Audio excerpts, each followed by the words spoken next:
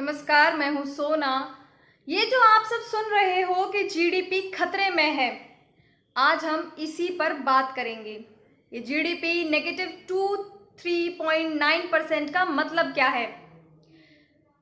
ये जीडीपी क्या होता है? अगर ये सब समझ में नहीं आ रहा है तो बस आप इतना समझ लीजिए कि जीडीपी खतरे में है, यानी आपकी जेब खतरे में है।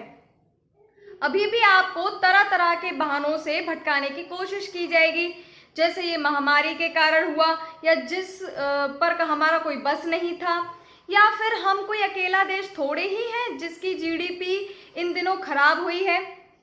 और ये भी कि हमने आत्मनिर्भर बनाया है आपको, लोकल फॉर वोकल की राह दिखाई। तो अब हम इन सब के बारे में एक एक करके तर्क के साथ विस्तार से बात करेंगे। तो सवाल नंबर 1, क्या कोविड ने सिर्फ हमारे ही देश की इकोनॉमी को इतना नुकसान पहुंचाया? तो इसका जवाब हम इस ग्राफ के माध्यम से देखेंगे, और जवाब है नहीं।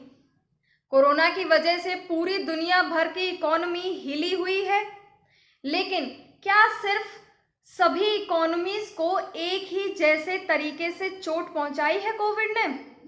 तो इसका जवाब है नहीं। तो अब इसके लिए एक बार फिर से ये ग्राफ देखिए। चीन, जहां से ये बीमारी आई, उसको देखिए 3.2% से ग्रो कर रहा है। और इसके अलावा अगर आप देखें तो Japan, US, Germany, Canada, Italy, France, UK और इंडिया एकदम नीचे की तरफ जा रहे हैं। और सबसे खराब परफॉर्मर कौन है? वो है जी हमारा इंडिया। अब मुझे ये डर है कि ये आंकड़े जो आपको अभी बहुत भयानक दिख रहे हैं, ये और भी भयानक हो सकते हैं, यानी ये असली आंकड़े नहीं हैं। ऐसा मैं क्यों कह रही हूं, ये मैं आपको आगे बताऊंगी। सबसे पहले मैं आपको ये बता दूं कि सिर्फ G7 ही नहीं, G20 रेशियो में भी हम यानी इंडिया सबसे खराब परफॉर्मेंस दे रहा है, यानी हम सबसे पिछड़े हुए हैं। एक करेला दूजा नीम चढ़ा, ये सिचुएशन हो गई है कि ना तो हमने अपनी इकोनॉमी को बचाने के लिए अच्छे से ठोस कदम उठाए, और ना ही हम इस महामारी को बाकी देशों के मुकाबले हैंडल कर पाए। अब सवाल नंबर 2, क्या ये आत्मनिर्भर और लोकल फॉर वोकल से आगे आने वाली समस्याएं या सिचुएशन ठीक होंगी या नहीं? तो इसका जवाब है आप फिर से फंस गए। भाई साहब, ये सब नारों का इस्तेमाल किया जाता है आपको भ्रमित करने के लिए, आपको यह दिखाने के लिए कि भाई देखिए सरकार कितना कुछ कर रही है, उसकी हेडलाइन मैनेजमेंट हो जाती है, आपके दिमाग में सिर्फ वो नारे रह जाते हैं। लेकिन असलियत ये है कि रियलिटी में जो करने की जरूरत ग्राउंड पर थी, वो ठोस कदम सरकार ने नहीं उठाए। अब आप सोचेंगे और मुझसे पूछेंगे कि ऐसे ही थोड़ी किसी हमारे सेक्टर ने या पूरे क्षेत्र ने, किसी ने भी कोई अच्छा काम नहीं किया पूरे लॉकडाउन में ईयर में। तो अब मैं बताती हूं कि इस दौरान अगर किसी सेक्टर ने सबसे अच्छा काम किया है तो वो है हमारा कृषि क्षेत्र, यानी एग्रीकल्चर, फिशिंग, फॉरेस्ट्री, जो अभी भी 3.4% की ग्रोथ से आगे बढ़ रहा है। और ये जरूर एक्ट ऑफ गॉड है, क्योंकि अगर इंद्रदेव मेहरबान नहीं होते तो हमारे किसानों का इतना अच्छा या फिर उनको इतना अच्छा मॉनसून नहीं प्राप्त होता। अब आप आगे आ जाइए। कंस्ट्रक्शन सेक्टर ऑलमोस्ट 50% से नीचे गिरा हुआ है, मैन्युफैक्चरिंग सेक्टर भी ऑलमोस्ट 40% से नीचे है, ट्रेड, होटल्स, ट्रांसपोर्ट और पूरे लॉकडाउन में सबसे पूरी तरह बंद थे, वो भी 47% नीचे गिरे। अब आप मुझसे पूछेंगे कि ये तो हर देश में हुआ, लेकिन नहीं, इसका सबसे बड़ा कारण थे 130 करोड़ की आबादी वाले देश में उस समय स्ट्रिक्ट लॉकडाउन लगा दिया गया जब केसेस सिर्फ 500 के आसपास थे। हमने अपने माइग्रेंट लेबरर्स को देखा घर जाते हुए पैदल। उस केस में सबसे ज्यादा हमने प्रवासी मजदूर की मौत की खबर सुनी, ना कि कोरोना के केस। अब हो सकता है कि आप मुझसे ये पूछें कि ये तो पहले तिमाही है ना, इसमें लॉकडाउन था, अब देखिए सब अनलॉक हो गया है और सब कुछ ठीक हो जाएगा। तुम तो जबरदस्ती का सोसाइटी में डर पैदा कर रही हो। अगर अब मैं आपको बताऊं कि ये जून क्वार्टर जो है इसकी आप पहली तिमाही बोल रहे हैं, इसके आंकड़े इतने इम्पोर्टेंट क्यों हैं, ये मैं आपको समझाऊंगी। लेकिन उससे पहले जो मैंने पहले एक बात बोली थी उसका जवाब दे देती हूँ। मैंने आपसे सबसे पहले क्या कहा कि मुझे डर है कि ये जो आंकड़े दिखाई हैं जीडीपी नेगेटिव 23.9%, ये ज़्यादा हो सकता है और ये असली आंकड़े नहीं हैं। वो मैं इसलिए कह रही थी क्योंकि ये आंकड़े तो सिर्फ ऑर्गेनाइज सेक्टर के हैं।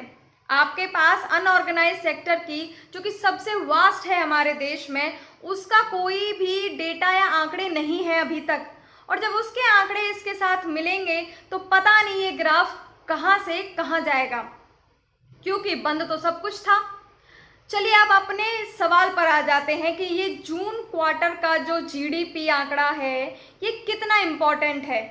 तो ये बहुत इम्पोर्टेंट है और वो इसलिए है कि आने वाले समय यानी साल जो बचा हुआ है उसकी इकोनॉमिक परफॉर्मेंस जो है वो इन आंकड़ों पर निर्भर करेगी, यानी इसका इफेक्ट आपको आने वाले समय में दिखाई देगा।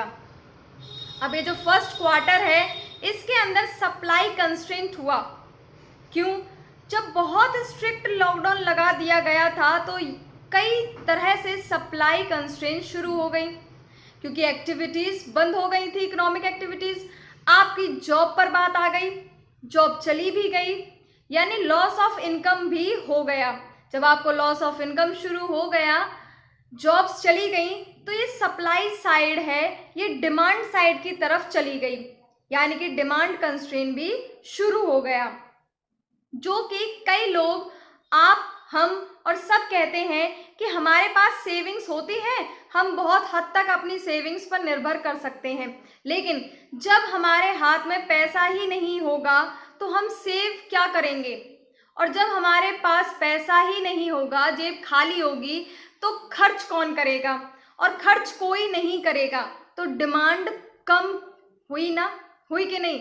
अब अगर ये समस्या को सही समय पर एड्रेस नहीं किया गया और उस पर तो वापस से एक सर्कल लेते हुए ये फिर से सप्लाई कंस्ट्रेंट की तरफ चला जाएगा, जिससे उसकी शुरुआत हुई थी। और इस सबसे ज़्यादा प्रभावित होंगी हमारी एमएसएमईज, जिसकी प्रोडक्शन कैपेसिटी एकदम से ठप हो जाएगी। ठीक है, अब आप कहेंगे कि इन सब चीज़ों को बता दिया तो अब इसका इम्प्लीकेशन क्या होगा? जी हाँ, इम्प्लीकेशन खराब है, डरावना है। आप पहले से ही प्रिपेयर्ड हो जाइए। जैसा कि आपने खबरें देखी ही होंगी कि ग्रेजुएट्स ऐसे ऐसे काम करने को मजबूर हो गए हैं जो कि उनकी स्किल्स, उनकी डिग्रीज को सूट नहीं करता। जैसे कि कोई कहीं पर सिक्योरिटी गार्ड का काम कर रहा है तो पेनिट्री का काम कर रहा है, क्योंकि अभी तक जॉब्स नहीं थी, लेकिन कहीं ना कहीं कुछ हद तक ये उम्मीद थी। लेकिन अब मुझे लगता है कि आने वाले समय में अब वो उम्मीद भी आंकड़ों की वजह से उन लोगों की जान जाती हुई नजर आ सकती है जिनकी जॉब गई है। यानी अब लॉस ऑफ जॉब के साथ साथ लॉस ऑफ होप भी होगी। गरीबी और बढ़ सकती है, भुखमरी बढ़ सकती है, कुपोषण का शिकार भी बच्चे हो सकते हैं। और तो और जो लोग गांव की तरफ से अर्बन एरियाज में आएंगे, इसलिए आएंगे ताकि उनको नौकरी मिले, एम्प्लॉयमेंट मिले, लेकिन वो उनको मिलेगी ही नहीं।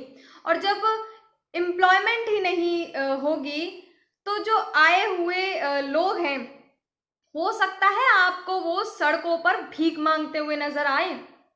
तो अब इसलिए आप ये भी कहेंगे कि अब आप ही बताइए कि इसका सोल्यूशन क्या है। तो देखिए, हमारे सोल्यूशन बताने से तो कुछ होता नहीं है, ना होगा, क्योंकि सोल्यूशन लगातार सरकार को बताए जाते हैं, लेकिन सरकार कुछ करती ही नहीं है, सरकार सुनती ही नहीं है। सॉल्यूशन हर चीज के हर कदम पर होते हैं, लेकिन आपको उसके ऊपर काम करना होता है। फिर भी देखिए इसका सॉल्यूशन तो ये है कि हमेशा ऐसे लोगों के साथ और बात करिए, बैठिए, समझिए कि जो इकोनॉमी है या इकोनॉमिक एक्सपर्ट्स हैं, उनके साथ बैठकर अगर आप वाकई में अपनी इकोनॉमी को ठीक करना चाहते हैं तो उनके साथ बात कीजिए, समझिए और उसको ग्राउंड रियलिटी पर लेकर आइए। इससे पहला सॉल्यूशन ये है कि आपको मनरेगा को डबल लिमिट कर देना चाहिए। आपने जितनी अभी लिमिट रखी हुई है उसको थोड़ा बढ़ाइए। इसमें किसी कानून की हेल्प लेने की ज़रूरत नहीं है, ये आप खुद से भी कर सकते हो। जो अर्बन एम्प्लॉयमेंट है उसकी गारंटी दीजिए लोगों को, ताकि लोग ज़्यादा से ज़्यादा वहाँ पर काम करने के लिए आएँ, उनको उम्मीद रहेगी कि उनको जॉब मिलेगी। इसके अलावा आपको लोगों की डिमांड बढ़ाने की तरफ काम करना चाहिए, ठीक है। पर यही बात लगातार लॉकडाउन के समय ऑपोजिशन ने भी कही थी, अगर आपको याद हो, कि जेब में पैसा दीजिए। वो 20 लाख करोड़ का पैकेज कहाँ है, बताइए उसका क्या असर हुआ, कितना फायदा हुआ आपको, आप खुद ही समझ लीजिए। मुझे उम्मीद है आप इतने तो समझदार हो। तो सबसे पहले जेब में पैसा डालने की जरूरत है, तब जाकर लोगों के खर्च करने की जो कैपेसिटी है वो बेटर होगी, उनके अंदर एक उम्मीद जगेगी और हाँ, थोड़ा सा वो अपने आप को सिक्योर भी फील करेंगे। और साथ ही जिनके पास राशन कार्ड नहीं भी है, उन लोगों तक भी कितना ज़्यादा एक्सेस पहुंचाया जाए, इस बारे में भी हमको सोचना होगा। कम से कम हमें ये तो सुनिश्चित करना पड़ेगा कि 80% हाउस होल्ड्स तक हमारी स्कीम्स, हेल्प, सपोर्ट उन तक पहुँचे। तो अब आप सोचिए कि वो सरकार जो 2014 में अपने इलेक्शन ईयर में डबल डिजिट ग्रोथ कर देने के वादे के साथ आई थी, अब डबल डिजिट तो हुआ लेकिन डी ग्रोथ। अब आप सोचिए कि क्या ये वाकई भगवान की करनी है, यानी एक्ट ऑफ गॉड, या आपका क्रिएट गॉड है। जय हिंद।